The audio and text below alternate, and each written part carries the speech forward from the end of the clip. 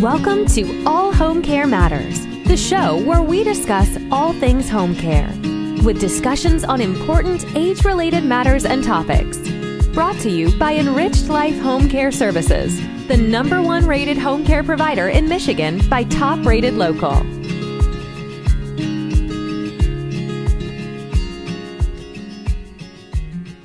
Hello, and welcome back to All Home Care Matters. If this is your first time visiting us here at the show, we want to say thank you for taking time out to be with us today. We appreciate how valuable everyone's time is, and that's why we try and make each episode here at All Home Care Matters something that will hopefully matter to you. Today, we are excited to welcome Christina Keys, the Director of Community Growth at caregiving.com and the co-founder of Loving Them Forward, to announce a special partnership between All Home Care Matters and caregiving.com. Welcome, Christina. I'm excited to be here. Yes. So the reason for our conversation today, and this is for others who may not know this yet, is that we are joining forces to produce a once-a-month show with caregiving champions from caregiving.com who are going to be talking about real issues, and we're calling it Real Talk with Real Caregivers. Yeah, it's going to be great. One of the things with caregivers, I think a lot of times we have a lot of great people come and give talks on caregiving, but there's a lot of things that caregivers walk through that they really need to talk to their peers about. You know, I think for me as a family caregiver for my mother for 10 years and still a current family caregiver for my ex-boyfriend, when I go to everyday people who've not walked through that experience, they tell me things like, yeah, you just need to put your oxygen mask on first. And I say, great, where do I get that oxygen mask? And they kind of look at me with blank stares, whereas a caregiver will know if I'm talking to one of my peers.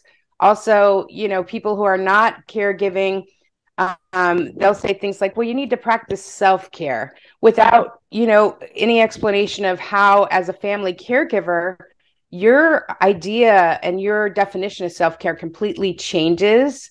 And they talk about, well, you need to set boundaries, not realizing that a lot of times the people we're caring with have cognitive issues or physical limitations that we're not necessarily supposed to be setting boundaries with them. We're setting boundaries with ourselves. And so that conversation, caregiver to caregiver, is so important. And there's such a diverse range of what type of caregiving situations people are in. Some people are caring for parents. Some people are caring for husbands or wives or children.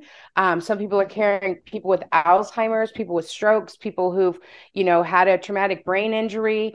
And so what we're doing with the champions, because all of the caregiving.com champions, they're all current or former family caregivers. So we'll have multiple of them on the call with you and me.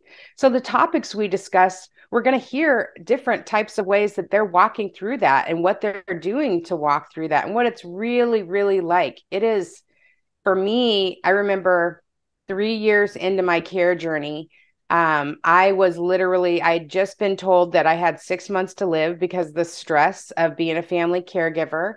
And I was asking people who weren't family caregivers, because I hadn't even defined myself as a family caregiver. Even 3 years in, I was still thinking I was just a daughter taking care of her mother, right? And so I remember looking online for a support group for family caregivers, right? And I found a group on Facebook and just reading some of the posts and going, oh my gosh, I'm not the only one going through this.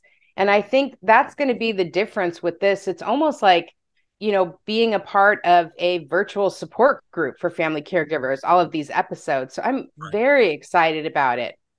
Well, and I think you touched on something that I couldn't agree more with, and that is oftentimes when you're caring for a loved one, a spouse, a boyfriend, a parent, whatever the situation is, even a child, you get so tunnel visioned into your job as that caregiver that you don't have any peripheral vision, and you wake up sometimes thinking, I'm the only one, you know, and we want to, you know, give voices to the voiceless and show people, look, you're not alone. There are more people out here. And like the tremendous work that you guys do with caregiving.com and Loving Them Forward, you know, you're bringing the resources to these communities and to these family caregivers so that it's not always just about getting resources to care for your loved one. It's also resources and help to care for yourself.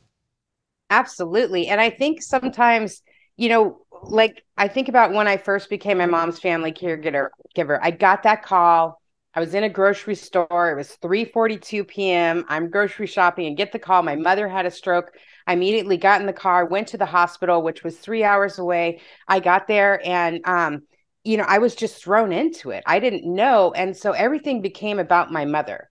Like even just people even stopped asking me how I was doing. It was always, how's your mother? And it wasn't just other people that I was invisible to, but it was even myself. Like I put myself second.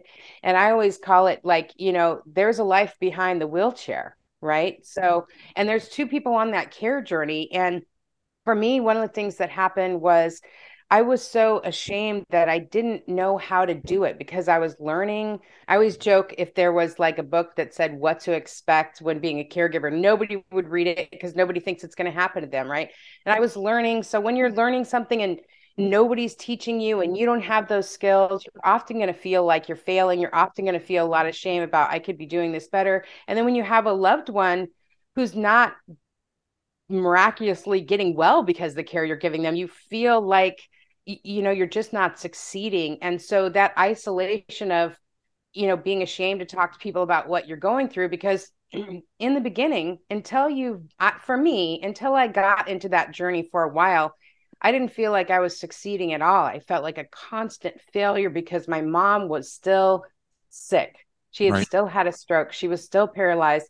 And no matter how much I loved her, no matter how much I cared for her, no matter how much I gave up my life, she was still that way. I didn't realize for a long time that it was just my responsibility to love her and give her the best quality of life while I was caring for her and try to find solutions for her. But it took me a while to really get a grasp on like I cannot fix her, right?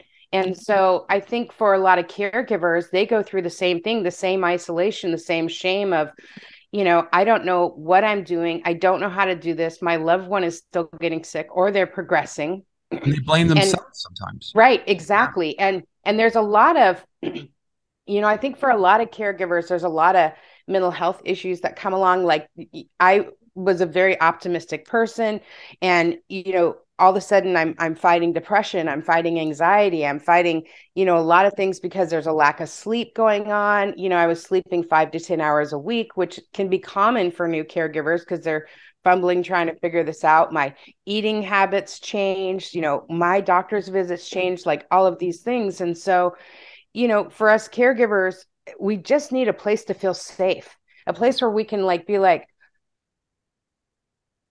when we take a deep breath, our shoulders can drop and we can know we're not alone and our voices are heard and they matter.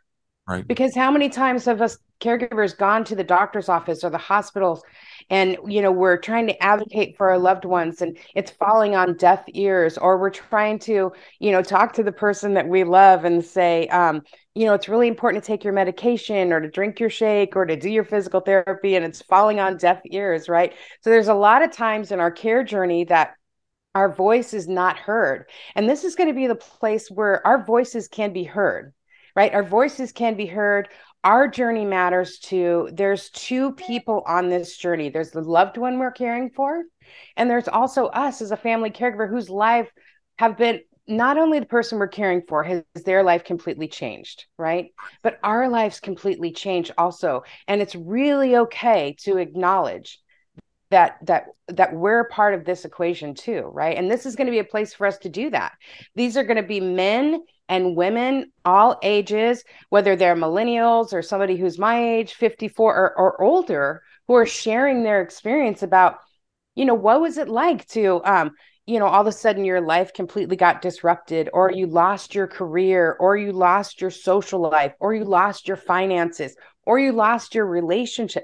What was that really like? What were the emotions? Because I think the biggest thing for me that was a game changer in my caregiving journey was redefining normal, Right. right? Redefining the emotions, redefining the actions, redefining, not having to be perfect. And I think once we do that as family caregivers, our journey gets a little bit easier and we allow ourselves to learn a little bit more because we aren't placing so many expectations on ourselves. And I feel like that's going to be what this group is going to help family caregivers be able to do, not only redefine normal, but take a deep breath and also honor the journey that you're on. It is not an easy journey for us to do this, Right. but it gets easier when we don't do it alone. Exactly. And, you had talked about the mental health issues, and I was talking about, taking care of themselves and not feeling alone. Mm-hmm. But, you talked about, their own self-care. There's a lot of mm-hmm. guilt associated with a family caregiver taking time for their own personal needs, whether it's a physical or, going to their, primary care physician to get their annual checkup or any number of things, because there's like something instilled in them that they shouldn't do that, because then they're neglecting the needs of their loved right. one. And that's something I would love to see family caregivers realize and be able to get past comfortably and not have that guilt associated with it, because that guilt leads to depression. The guilt leads to neglecting your health and all these other things that come associated with it. And I forget the statistic, but family caregivers oftentimes end up passing before right. their loved one that they're caring for. I mean, not to pick on you, Christina, but you've shared it. Look at what you went through in your own health struggle because of everything you were putting into caring for your mom. You ended up getting, 6 months to live? Right. Yeah. And the statistics, I mean, I was one of the statistics. A lot of us that are out there are struggling to take care of ourselves. Statistics are 35% of family caregivers pass before the person they're caring for.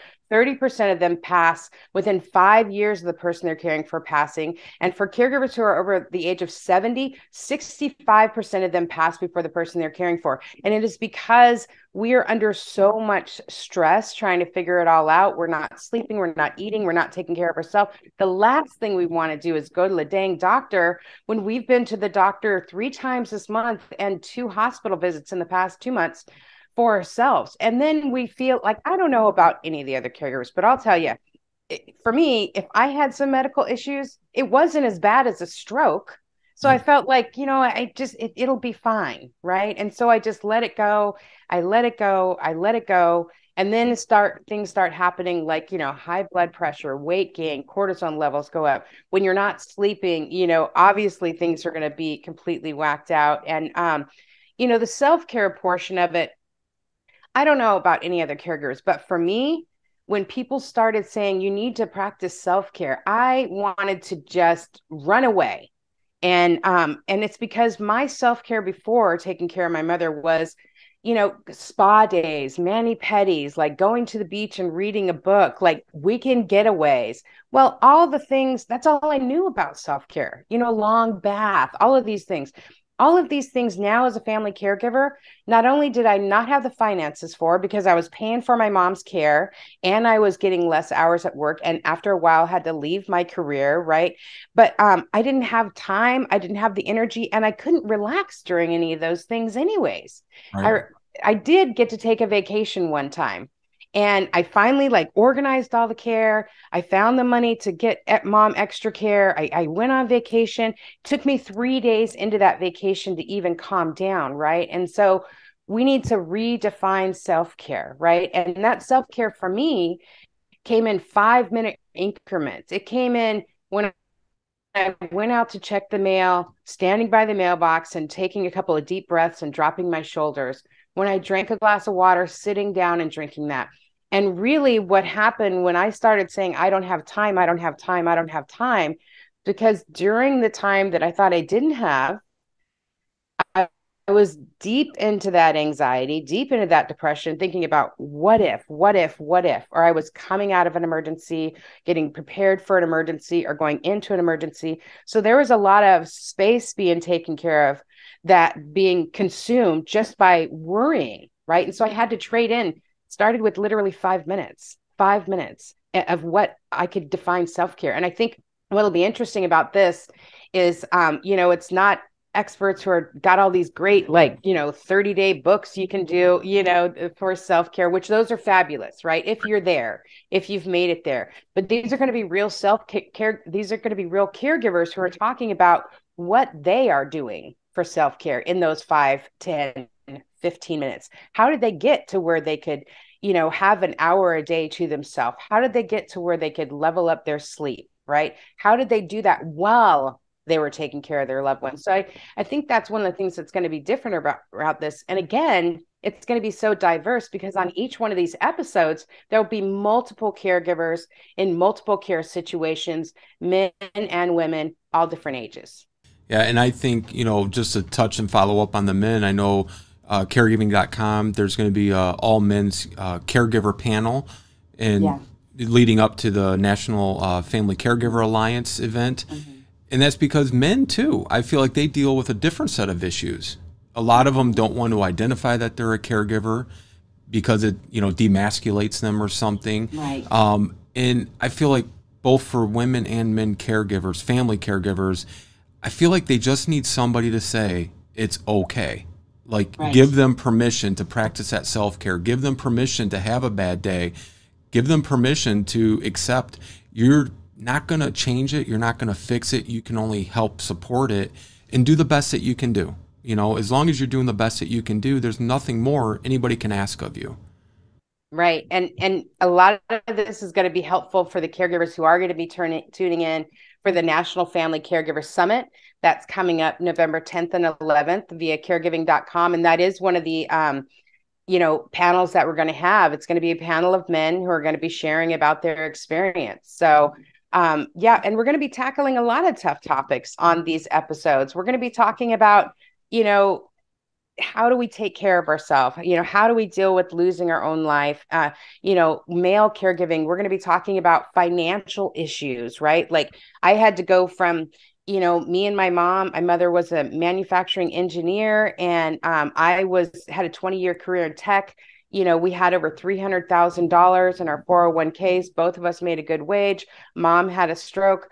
I wound up having to pay for her care. We thought we had all this money because we thought insurance took care of it, right? Insurance didn't take care of it, right? We went through over $300,000 between the two of us, just taking care of what Medicare didn't pay for. And then when you're paying out of pocket for care, and then I had to leave my career, had to work 5 different jobs, give blood, sell my stuff just to put a roof over my head and pay for mom's care and not have a gap in my resume, right? So what are some of the things that these caregivers are doing when they do have to leave their career? Or what are they doing now that, they were putting money into their retirement, that money they're having to put towards paying for a loved one's care? How do we navigate that? How do we go through, not only the physical part of having to do a Medicaid spin down if you're on Medicaid, but the emotional stuff? How do we do all that? And we're going to be able to listen to real caregivers like you and me, because you've had your own caregiver journey, share about how they did that. And what's great, again, with the diversity of the panel, you might have somebody who is still in their career, or somebody who's left their career, somebody who's on Medicaid, somebody who's on Medicare. We'll have multiple people chiming in, multiple caregivers chiming in to share their experience. So it's really going to be perfect. So for any caregiver who comes to these, another topic we're going to be tackling is what is life like after caregiving ends? My mother just passed away December 28th of 22. I was her caregiver for 10 years. And there's a lot of things. It's not just the grief we have to deal with. It's the caregiver recovery. It's, lowering our cortisol levels, not freaking out every time, getting used to it not being an emergency every time the phone rings. We're going to be talking about that as well, and how we reclaim our life after that. So a lot of great topics are going to be talked about with a very diverse group of people. It won't always be the same caregivers, right? It'll usually, the majority of the caregivers will be caregiving.com champions, who are the folks in the communities who are helping us build communities across the U.S. To support family caregivers. And the people that you'll get to know even more, once we get to the National Family Caregiver Summit. So, yeah. You stole my question, Christina. I was going to say, at the beginning, I mentioned that this is going to be real talk with real caregivers from the caregiving.com caregiver champions.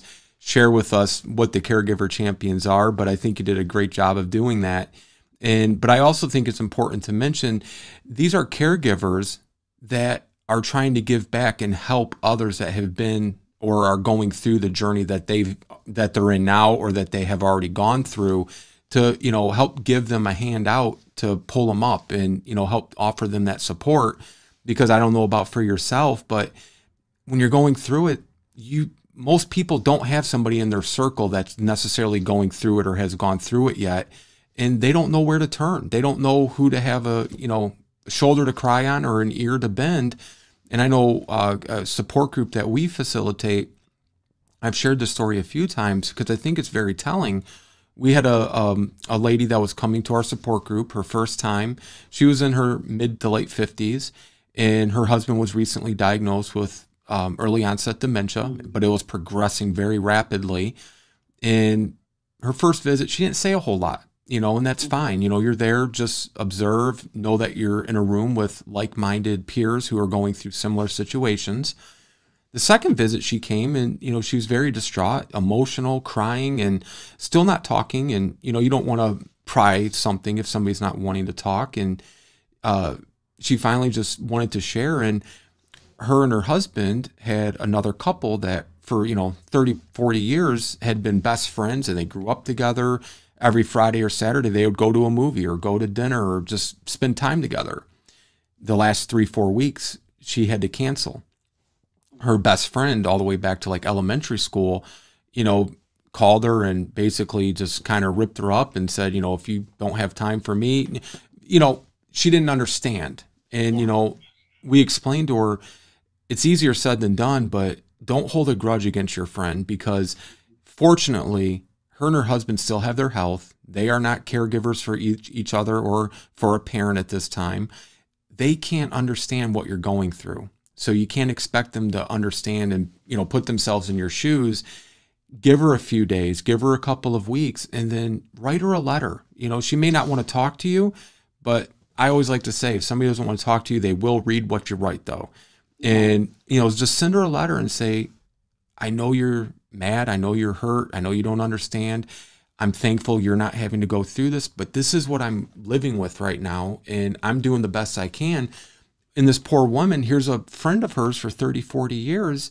She can't even go to her for support. She's coming to a support group where she doesn't know anybody. But what she did know is everybody there could understand and relate to what she's experiencing. And that's what this Real Talk with Real Caregivers is all about.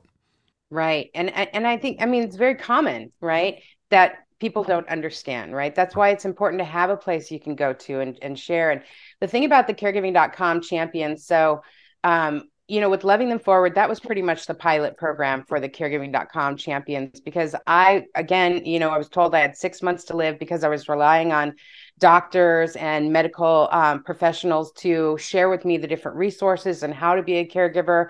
And that's not what they really offered, right? And so I was dying in a town that I thought there was no resources, there was no home and community-based services, there was no support. And then when I had to leave my career and change my career, and I got into the retirement and senior industry, I found so many resources and ways to be supported as a family caregiver in the same community that I was dying in, right? And so these family caregivers, the caregiving.com champions, are people who have gone through the struggles, who are currently going through the struggles, and they really want to make a positive change for family caregivers. They really want the test that they've been going through to be a testimony that it can be better, right? And they're people who, just like myself and many others, we've been waiting for the government to make changes. We've been waiting for the politicians to make changes locally and nationally, and that's a slow process. And so we kind of just got together, and we're coming together to say, fine, we'll do it ourselves. We're going to build community in over 150 cities across the US with caregiving.com as a caregiving.com champion. We're going to help find these resources. We're going to help find this city and help this city grow to support these family caregivers. And that's what these champions do. They're taking what they've learned, the struggles they've gone through, to be able to help other family caregivers that they meet or that come after them. Because for me, like, I share a lot of my story on social media, my Facebook and my LinkedIn, things like that. I'm very open about my journey. I've always been, and there are a lot of times people haven't interacted, right? And then every 6 months, 7 months or whatever, somebody will email me and be like, oh my gosh, I'm now taking care of my dad or my boyfriend or whatever. I had no idea, but they knew where to turn. Yeah. Right. And that's what the caregiving.com champions are there for, is to bring awareness to that city, not only educate, the different caregivers in the city, but the different businesses, right? How to speak caregiving 101, how to share with them about, hey, there's a support group in town. So we're educating businesses in those towns. We're educating other family caregivers in those towns, because they don't need to do it alone. Just like I found out on my care journey, there's a whole community that will support me. And frankly, like, my journey with my mom got way better. I'm still here. It's been way past 6 months, right? So I've obviously made it out alive, right? And also the care I gave to my mother was much better, right? So one of the reasons why, again, we're bringing the caregiving.com champions is because they are family caregivers, or they have been family caregivers. They're also building community because they know what people have gone through, and they really want to, they're really driven by that mission, just like caregiving.com, just like All Home Care Matters, to make the lives of family caregivers better. Absolutely. And I'm looking forward to it. It launches in June, and we're going to have some media and some announcements going out about this great partnership. And, the number one goal, though, is to get the resources and support in front of the people that need it the most. And that's the family caregivers. Right. So it'll be a virtual support group they can come to and see, and anytime replay that as well. Lots of topics they'll be able to tune into. We're excited to be able to help family caregivers, and also it helps us as family caregivers not feel so alone. Right? When you watch an episode, it helps us not feel so alone as we are walking through our own care journey. So together we can make a positive change, right? Absolutely. And I'm looking forward to it. It's going to be awesome. All right. Thank you, Christina. See you soon. Thank you. Bye. Bye-bye. I was a teacher. I was a government employee. I was a student. I was a bookkeeper. I was a career woman. I was in the special events and entertainment industry. I was a nonprofit manager. Then I became one of the 53 million family caregivers in the U.S. We were thrown into the caregiver role with no training and no idea where to turn for help. Finding resources and support in our local communities was very difficult. The list we were given for local resources didn't have many options.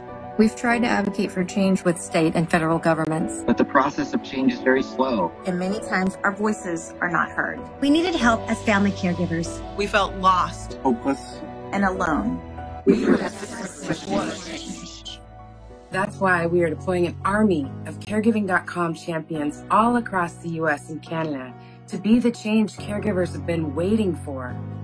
Caregiving.com is dedicated to bringing caregivers and community resources together via state-of-the-art technology to help millions of caregivers live a better life for themselves and their loved ones.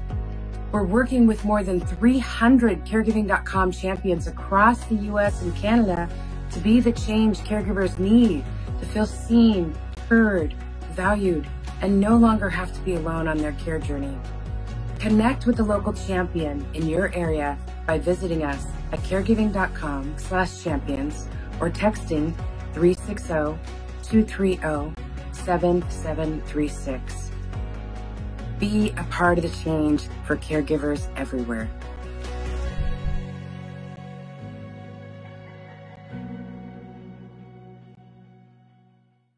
Hi, my name is Christina Keys, and I'm the Director of Community Growth at caregiving.com, as well as the founder and the president of Loving Them Forward. But my most important title, the one that's changed my life the most, is Family Caregiver.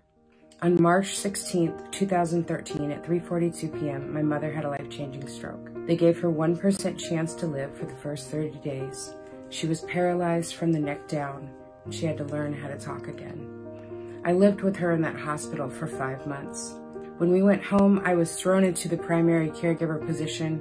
Within 3 short years, I was emotionally, physically, mentally, and financially bankrupt. When I left my career of 20 years and I went to the doctors for my last doctor's appointment, they told me my body was literally shutting down from the lack of sleep, from the stress. They said if I didn't change some things, I would not live. So I had to make a choice. My mom, she taught me to fight, so I chose to live. I changed my career and I went into the retirement and senior industry, and my whole job was to build resource and referral partnerships. And as I was in the community, I started rounding up all these resources and having classes in the community for the caregivers. I started a resource fair for caregivers and seniors in the community. And from there, I had no choice but to start a nonprofit because I wanted the caregivers to know about this. I started a hyper-local nonprofit called Loving Them Forward. And what we did is we brought caregivers together with community resources. We offered education and support. And we did this by partnering with well over 100 businesses and organizations and individuals in the community. That's why I chose to partner with caregiving.com to do the same thing with them across the U.S. We are deploying an army of over 200 caregiving.com champions across the U.S. and Canada to work to bring caregivers and community resources together. Caregivers no longer have to be alone on their care journey. If you are a caregiver and you are tired of waiting for a change and you want to be part of a positive change for caregivers and the loved ones they care for, go to caregiving.com, apply for the champions position, and join the team. Be a part of the change for caregivers everywhere.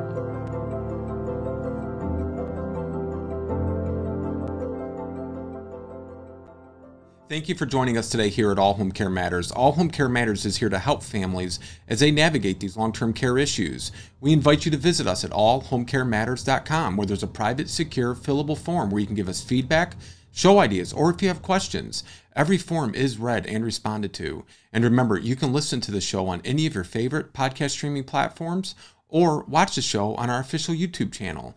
Just make sure to hit that subscribe button so that you never miss an episode.